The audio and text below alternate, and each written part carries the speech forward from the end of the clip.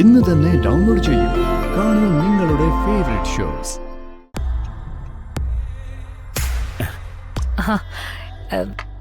അപ്പൊ അമ്മ, എനിക്കൊരു അന്വേഷണമായിട്ട് ബന്ധപ്പെട്ട് മൂന്നാർ വരെ ഒന്ന് പോണായിരുന്നു. ഒറ്റയ്ക്ക് ഡ്രൈവ് ചെയ്യാനൊരു ബുദ്ധിമുട്ട്. ജഗനും കൂടി വരുമെന്ന് ചോദിക്കായിരുന്നു. അല്ല ജഗൻ?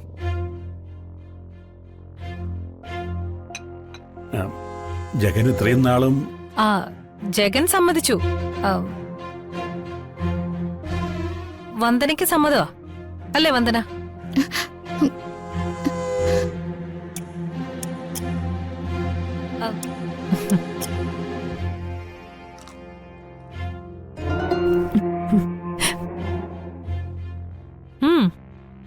നല്ല മുറുക്ക്. ഇതുണ്ടാക്കുന്നതിനൊരു പാകമുണ്ട്.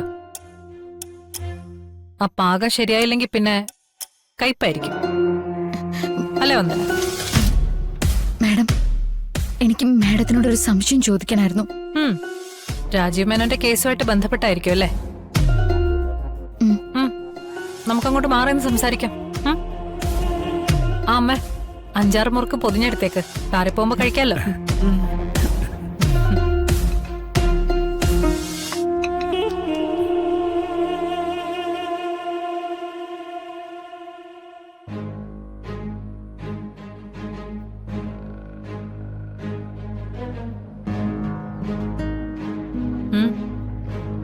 പറ, വന്ദനയ്ക്ക് എന്താ പറയാനുള്ളത്? ജഗനെ ജയിലിലേക്ക് മടക്കി അയക്കരുതെന്നാണോ? അല്ല, ജഗൻ കാര്യങ്ങളൊക്കെ പറഞ്ഞു. ഓ,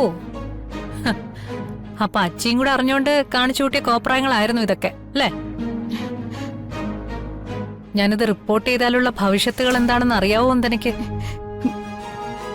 ഇതരത്തോളം വരില്ല.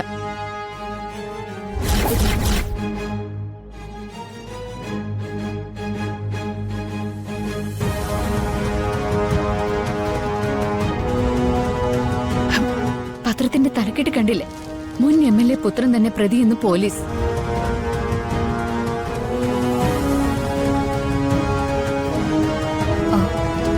വന്ദന, ഇത് ഞാൻ അറിഞ്ഞതല്ല. കേസന്വേഷണം മേഡത്തിനാണല്ലോ.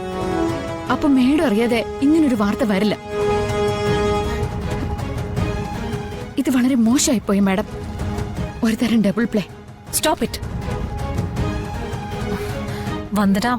ജഗൻ സ്വയം കുറ്റം സമ്മതിച്ചതാ. നീ പരാതിക്കാരി. വേണമെങ്കിൽ എനിക്ക് ഈ കേസ് ഇവിടെ വെച്ച് അവസാനിപ്പിക്കാം.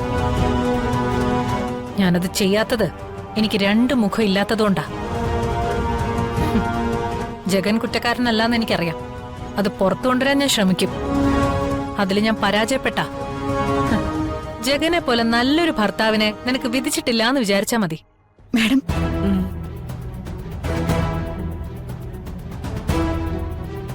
സംസാരിച്ചു നിൽക്കാൻ സമയമില്ല. എത്രയും വേഗം കോടതിയിൽ ഹാജരാക്കിയിട്ട് ജഗനെ സബ് ജയിലിലേക്ക് അയക്കണം. ജഗൻ ഇന്നിവിടെ വന്നിട്ടില്ല. ഓക്കെ?